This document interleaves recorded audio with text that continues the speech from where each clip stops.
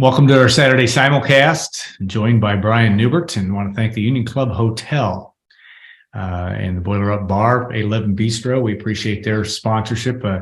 My name happens to be Alan Karpick, and I'm happy to be Brian Neubert's caddy if I could be. But he's going to be busy this weekend, and by the time this airs, we'll have already had some coverage from Fort Wayne. We'll talk about that. But I wanted to ask first about, obviously, Purdue. Anytime Purdue gets a basketball commitment, it's a big deal. And Raleigh Burgess makes that commitment to Purdue this week early on, 6'11", 235 from Cincinnati. I know you said that only had a chance to see him once in person, but give us what you think and how he fits in and what you like about him, and maybe an opportunity, obviously, to see a little bit more of him later this summer. Yeah, he's a big kid. He's an active kid. He plays hard. He's very similar to Caleb First. I think they maybe have slightly different bodies, but there are a lot of general similarities between him and Caleb First. I think Raleigh Burgess is probably a little bit more advanced as a three-point shooter at this stage because he's probably had to do it a little bit more than Caleb First did at a small school in high school. But he plays with a high energy level. I think he's a legit 6'10" and probably getting bigger. He's a good offensive rebounder. He plays next to Flory Badunga, so he knows how to play next to other legit big guys, which could be something that comes into play at Purdue. If Purdue indeed plays him as a four-man, we'll see how things go from there. I think Purdue will have some moving parts in that regard. I think they would have had moving parts this year if Saturday didn't wake up one morning as the best player in the country. But I think that Purdue can use him as sort of a floor-stretching five, or they could use him as a big four. Obviously, as a big four, you'd have to show you can contain a dribble in switches, things like that. You'd have to be able to guard on the perimeter, things like that against certain matchups. But he has a really good skill set. He's a great kid. He's a really good student. He's somebody who earned all those offers for a reason. Now, obviously, there's not been much to see from him here the last few months as he hurt his leg during the high school season and had his season cut short. So the last time I saw him was last July, pre-injury. Yeah. But that was what I thought of him. But obviously, when a kid has 20 offers and they transcend the Big Ten and they extend to like Texas and Stanford and places like that, they've done something right beyond just their geographic footprint. So, assuming he's the same player he was before, and there's no reason to assume not, Purdue got a good player here. Yeah, good. Yeah, going to be another interesting development. Another one, the guy that haven't talked about a lot in this show, but Jakari Harris, another guy that you may see a little bit later as well. Glenn Robinson, obviously the dad there and involved in some fashion in that recruitment, but also a guy that you like a lot and have seen that could be a really good add-on. Any idea on his timetable at this point, or where you're seeing what you're seeing there? Well, I think that his intention has been to kind of play out the spring evaluation period, see who comes through his school, see who really invests time in him, and then start really kind of narrowing things down. I don't know when he's going to commit, but I think he's probably transitioning into some measure of decision-making mode here pretty soon. And I think Purdue's out in front there. I think they've built a really strong bond with him, and I think that's been the difference maker. I think he's a Purdue type of player. I think he's exactly what Purdue needs right now. I think he's a tough kid. He's a defender. He's a good enough shooter from what I've seen. I would like to see more of him because people talk about him as a good enough shooter. From what I've seen and from looking at his high school numbers, he seems like a great shooter. It's not the most textbook delivery. It's a very flat shot, but it goes in. So yeah, who the hell cares? But I think his toughness, his competitiveness is something that this program kind of really needs at this point in time. And I think when you can get that in a low maintenance kid who's a good enough student to get an offer from Stanford, I think that would be enormous for Purdue.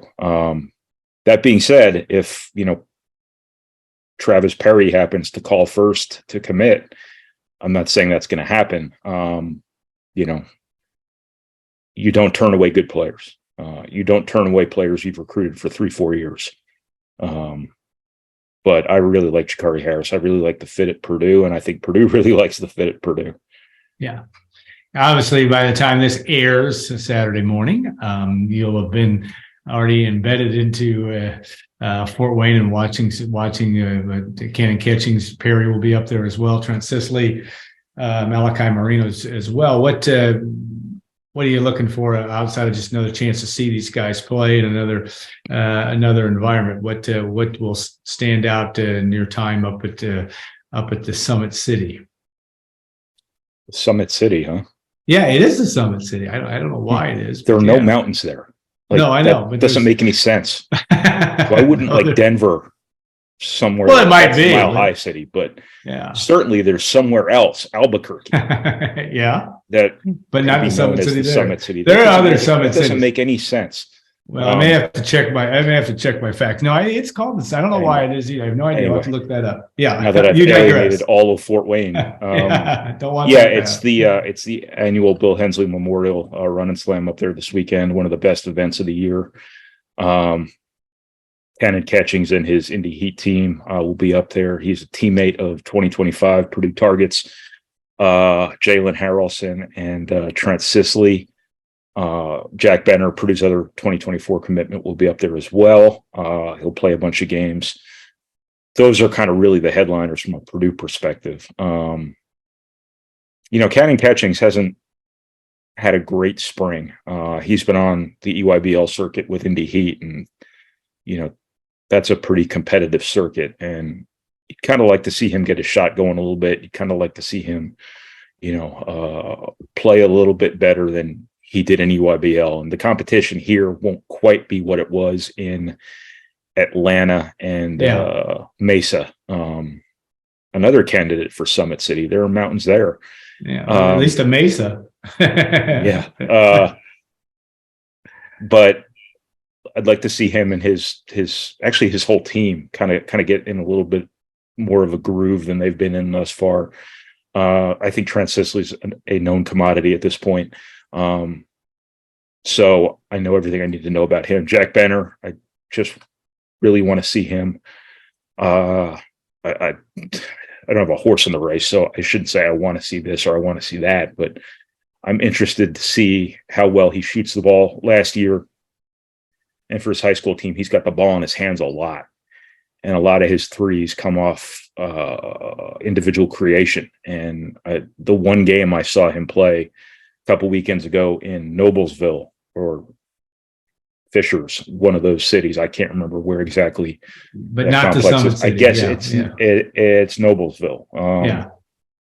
He had his teams picked up some other guys, and they had some more guys penetrating and kicking out to him, and he caught the ball and shot the ball really effectively in that one game I saw. And that's going to be his role at Purdue, is be a catch and shoot guy more than being a bring the ball up the floor and, just kind of pull up from 30 feet guy. He's a really good player. He's a really solid player, I think. And I don't mean this. This is a compliment that sometimes comes off as something less than a compliment, but I think he's a super high floor player. In that I think he's, what you're getting at bare minimum. You're getting a smart kid who's going to work hard, who knows how to play basketball, who's skilled enough as a passer and a shooter to at worst be a valuable offensive commodity for you. I also think he's a little quicker and he's a little tougher than some of the other guys in his category Purdue's gotten over the years. And that will maybe make him a little bit less of a defensive target. But I just would be interested to see how well he shoots the ball this weekend. Purdue needs to restock its shooting. I think anything they can do to insulate themselves in March from 5 of 26. Yeah. The singular reason that Purdue's season ended way too early, 5 of 26 or 5 of 29, whatever it was, doesn't matter after it's 5 of 20 something. 5 of 26, but yeah. They just have to keep loading up on that skill. And I think Raleigh Burgess, Cannon Catchings, and Jack Benner are all very much steps in that direction. Yeah, guys that can make a difference in that 24 class. You've certainly this week, and maybe the last topic I want to hit on still is that wonderful world of the transfer portal, and I've had some commentary on Purdue is not at the top of the list in football in terms of number of guys that have hit the portal. I think portal as of this recording, I think the number is 22 out and 14 in. Now that number will probably increase, but you always do a good. What? Both numbers will increase. Oh yeah, both numbers will increase. I think that's true. But just the general landscape, as we continue to try to come to terms with the way things are, what wisdom do you throw into that, or is it just still going to be chaos for the foreseeable future? Well, I have nothing to do with it right now. I'm not taking part in covering any of this. No, but you look at the broad show. Yeah, I've been trying to pay attention, and I've been trying to keep tabs on all this. And when I saw that graphic from On3 about the specific numbers of transfers out, I figured Purdue was probably number 2 or 3 behind Colorado. And I was floored that Purdue's not even remotely close to the top of that list in a coaching change year. Obviously, Colorado has become kind of the face of this. They've cut 56 guys, or 56 guys have transferred out by their own choosing, however you want to view it. Guys are getting cut. Guys are getting fired. So this is employee status, whether or not anybody will say that or not. But I think when you look at that list, and our viewers here would have to go find that list. We can't put it up here. I don't have a printout of it right here, but we'll link it to those programs are coaching change deals. Right. That's correct. Few of them are just schools that had bad years and just need a reset. A few of them are schools that went all crazy in the NIL world last year and probably made some promises that kids are realizing that, perhaps that wasn't all entirely true. And some of them are just run-of-the-mill schools. And this is suggestive of the fact, why is Florida and Florida State losing 20-plus guys to the portal? It's just, this is probably the new world right now. I think you're going to see, you have to sign somebody, right? Someone has to sign a player to put him into the randomizer. So I think what you're going to see is this world where the power structure will stay the same as it's always been. But you'll see Alabama, and that's probably a bad example. But you'll see some of those bottom of the top tier schools like the Floridas, like the Florida States, sign 25 high school guys every year. It'll be a good recruiting class, but they'll really, want to keep 10 of them after a year. And then the rest of them, a lot of those guys will just kind of fall off. A lot of the ones who didn't develop fast enough or aren't in your immediate plans, they go back into the mixer, and they end up at Georgia Tech, and they end up at Purdue, and they end up at Temple, whatever it might be. It's this whole new ecosystem. It's this whole new trickle down economics of sort of college football. And the increasing futility for people at the bottom of this food chain is going to run them out of the business. It's going to shut the lights off at places like Bowling Green and places even smaller than that. Because if you recruit a good player, if you develop a good player, you're not keeping that player. And I think you're going to see all of these numbers stay the same, if not increase even further. The names might change. It won't be Colorado at the top of that list every year, but it'll be somebody. And then the vicious cycle you walk into here is that you're signing all these players after like a 2-week recruitment, right? Mm-hmm. Right.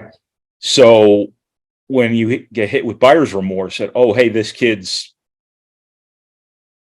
turns out this kid has a tail, it turns out this kid has 2 left feet. You get rid of them, right? Yeah.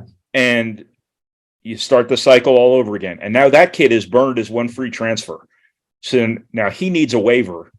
He'll get a waiver. And all of a sudden you have just scores of kids every year kind of going through this situation, just kind of going through this machine. And I don't see how this is going to be fun for people. I don't see how this is going to be enjoyable for coaches. Not that I have any sympathy for people making that much money. I don't know how this is going to be enjoyable for fans. Sure as hell is not going to be enjoyable for media, who are going to be showing up for the first day of practice, having no idea who's on the team they cover. But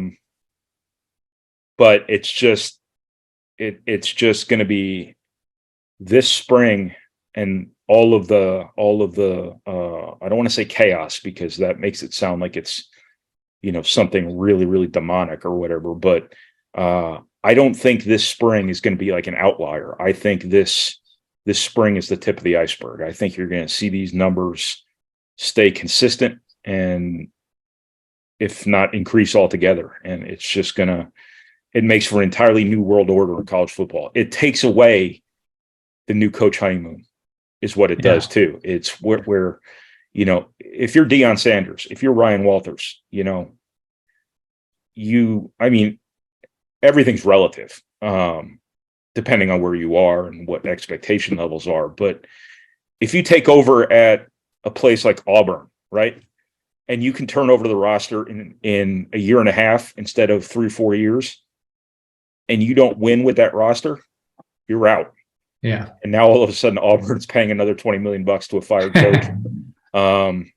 But it changes the way we view, the building process. College football has always been about continuity and about 3, 4, 5-year plans and player development and all that stuff. And now it's just about human resources. It's just about personnel management year to year, like the NFL is. And I don't know how these guys do it. It's going to be a colossal challenge. Not sustainable. But it has to be sustained, because there's no going back. It's just a matter of who's the most resourceful, who's the slickest, who has the best recruiting operation going on to make this work. Somebody's got to win the games, right? And somebody has to lose. It's not like everybody can be like, we can't win like this, because every game has a winner and somebody's going to win more than others. And how you delineate, I do think there's a component to this too, where some balance can come out of this, because it was hard enough, to keep 2 good quarterbacks on your roster forever. Now it's a pipe dream. You cannot have 2 good quarterbacks. That's just not reality anymore. And somebody's getting that second quarterback.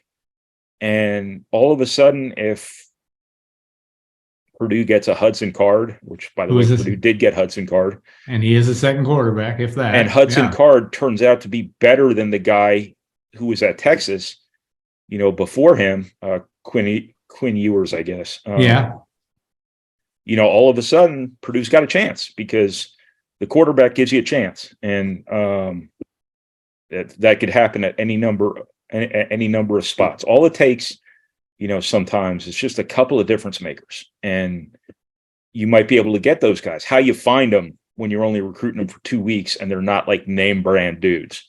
And then the name brand guys, more often than not, are going to go between the name brand programs. That's why Purdue, it was such an enormous deal for Purdue to get Hudson Card. But there is some balance that can be struck from all this too. So it's not like this is necessarily an entirely bad thing for competitive parity, but it's going to be interesting to see kind of where things go. That said, Alabama giving the playoff every year. Ohio State's still going to be in the playoff every year. Michigan's still going to be, on the cusp of the playoff every year. Notre Dame's still going to have every advantage. Florida State, Georgia especially. They're all still going to be there. They're not going away. When I say parity, I don't mean like Purdue's all of a sudden going to become Ohio State or Michigan, or, Iowa's going to become either of those schools. I mean that those schools are going to have chances to have that special year more often than not, because they hit it right on the screws with this transfer or that transfer. Yes. Makes your head spin, but yes, I think you're right on that front. We're going to talk a little bit more about that specifics with Tom Dienhart in our next segment for our Saturday simulcast. Brian, have a good weekend in Fort Wayne. We'll look forward to your coverage and video and all that stuff. And you and Jordan will knock them dead up there, but that'll be good from that standpoint. So, all right, we'll be back. We're going to make a little transition. Tom Dienhart will be joining us, talk a little transfer portal, Purdue roster, all the things that Brian talked about a little bit in more detail. So we'll look forward to that on our Saturday simulcast. Tom Dienhart joins me on Saturday simulcast. Nothing going on in the world of Purdue football in terms of roster moves. I think you're going to feel like you're and then some an NFL guy in terms of all the stuff that's gone on. As of late this week, there were 14 guys in and some 20 some guys out. I guess I'm going to start with you. Is what do we make of all this? Is it 10 of the 14, if that number hasn't changed, come from Power 5 conferences in terms of guys Purdue's getting in, but it's just going to be a really interesting time when you line up come fall camp and who you're seeing in camp and who's not. Yeah, I mean, this is just the new world of college football with the transfer portal, and for Purdue in particular, there's I guess a little known rule that coaches who take over programs have up to 3 semesters to basically cut anybody they want to cut off the roster. They can tell them, hey, you can stay in school on scholarship, but not be on the team, or you can go to the transfer portal. So it's a way that allows new coaches to sort of turn over the roster in a quick manner so they can get more players of their liking onto that roster. So Sure. That may be why Purdue's got a little higher level of, I guess, transfers out and transfers in at this point, obviously. Ryan Walters has taken advantage of that. Like you said, what was it, 22 guys have transferred out? I think that's what it was, yeah. Yeah, the end of the school year. I kind of broke things down on a story I posted on Friday. Yeah. So we kind of looked at the biggest losses, the biggest additions, and what Purdue still needs from the portal. I think that again, top need, I think, is a backup quarterback. Yeah. And this weekend, they've got a quarterback on campus for a visit, kid from Arizona State. I also think, Alan, the next biggest priority is getting another offensive lineman and probably another cornerback. They thought they were going to get a cornerback, I think, Sean Stevens, but he didn't get a waiver for an additional year of eligibility. So backup quarterback, offensive line, and cornerback, I think, are probably the 3 areas they're still going to try to focus on. And by my count, Alan, 80 of 85 scholarships are accounted for. So you can see things are starting to get tight here. And so again, they have to be judicious with who they're pursuing at this point, I guess. In this brave new world, and you've dealt with this your entire professional life in terms of dealing with teams and all this, where do you the whole notion that there is now no longer or less of a long honeymoon period for coaches, because my gosh, you can create any roster you want, in essence. That's not completely true. We both know that. But how do you view that? I mean, how do you view that to Purdue? How do you think Purdue fans will respond to the fact that Ryan Walters on paper's got a challenge ahead this year with a tough schedule and certainly some players to replace? How do you reconcile that, or do we not reconcile that? That's the way it's going to be here down the road. People are going to be expected to win and win now. I think that's been the case for 20 years. I go back to Gary Barnett at Northwestern. I mean, on it's gone. We've seen guys flip rosters or flip programs in less than 3 years prior to the transfer portal. So I think there's always been a great deal of urgency. We saw Darrell Hazel get fired without even completing 4 seasons, for crying out loud. So I think that urgency, the we want to win now thing and mentality and demand has always been there. How much more it's expedited now in the transfer portal era, who knows, but maybe a little bit more. This helps the coaches, and the coaches are paid a lot of money, and they've got a lot of pressure to win. They should be allowed to do what they need to do to give them the best chance to win. And some people may think it's callous to ask somebody to leave the program. That's life, man. And these players, Alan, can leave on a whim now too. They can hit the transfer portal whenever they want, and that puts a coach in a real lurch. Alan, Purdue's lost 3 offensive linemen who probably would have been starters this year. Spencer Holstitch left the program in a lurch. Eric Miller's left the program in a lurch. Shione Finau's left the program in a lurch. Yeah. Point is, the door swings both ways here, right? Yeah. So the days of your big man on campus walking across the Memorial Mall with his leather sweater, carrying his book bag and holding his girlfriend's hands. Yeah. The romantic notion of amateur college football, that's been dead a long time. And this new era, if anything, should have further reinforced this new world we're living in. Yeah, and the reality of that is through the roof. All right, recruiting wise, Purdue football, yes, they're still bringing in high school kids, and a big part of what you do. Just an overall feel. I mean, you've been covering that and doing a great job of trying to stay as close as you can to that. I kind of asked this a couple of times before, just the vibe of the program and how is it being received, at least from your discussions with coaches of these kids that have committed, but also just with where you think that is. It's been positive, Alan, especially the defensive players and the secondary in particular. That's really Ryan Walters' area of expertise. But they've gotten some good looks, some good visits here from players at all positions, obviously. So it's been good.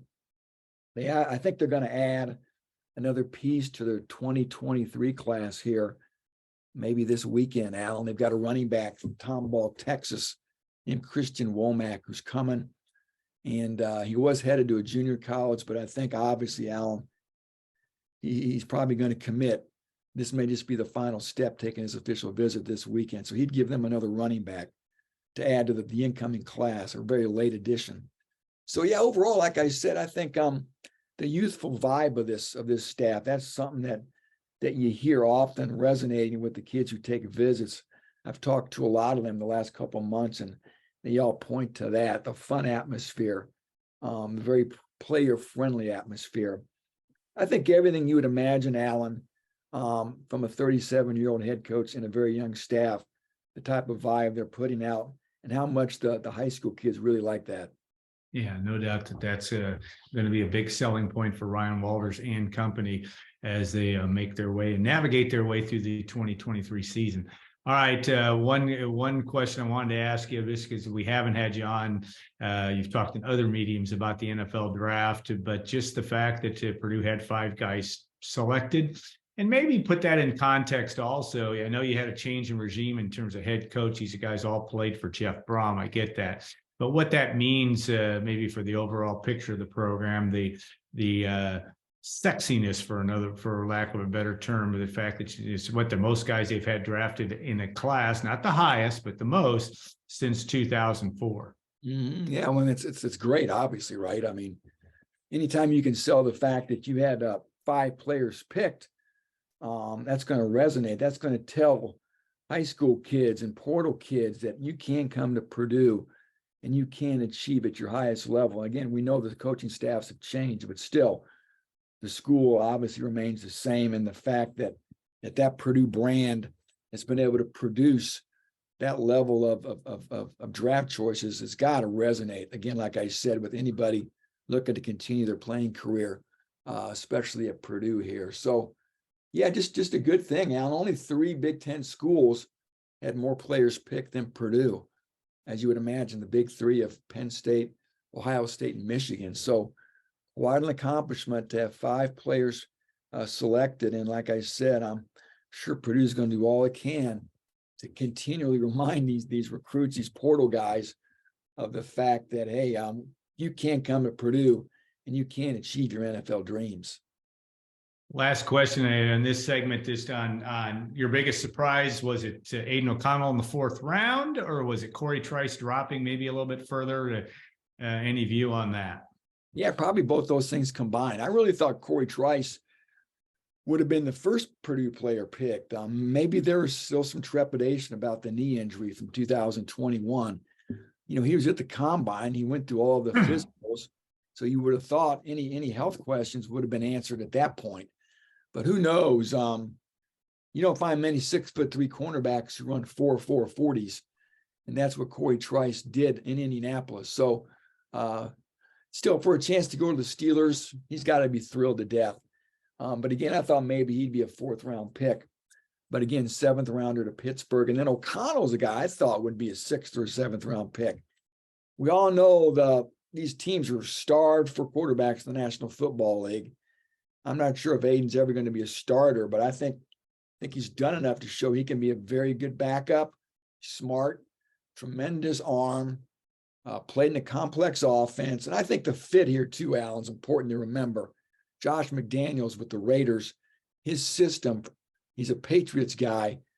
Again, I'm not saying Aiden O'Connell's Tom Brady, but from a physical foot speed standpoint, Josh McDaniels' offense doesn't require a quarterback who's fleet of foot. So I think there is that fit there that may really played a role in O'Connell going maybe before a lot of us thought he was going to get picked in this NFL draft. Yeah, it'll be an interesting thing. I wouldn't bet against him. If you look at a guy that started as a walk-on and running with the tight ends or whatever he did early on at Purdue and where he's gone, you got to I agree with you so much that he's got a guy is a guy that would certainly be worth a risk as a backup in the NFL. So, Tom, as always, thank you very much, and we appreciate your expertise and your coverage, and especially with all the plates in the air. Who would have thought 4 or 5 years ago we'd be doing all this stuff? But that's the world that we're in, and dealing with that on a regular basis. So, I want to thank our sponsor, the Union Club Hotel, and the Boiler Up Bar, 811 Bistro. We appreciate them as well for all they do for us. And we will have, during the summer, spring and summer, we will have Saturday Simulcast most every week, but not maybe every week, but we'll keep you posted on the next one. And a lot of basketball recruiting, as you heard from Brian Neubert on the front end of the show. So have a great weekend, everybody. Thanks so much. And we'll look forward to the next Saturday Simulcast when it comes around the bend.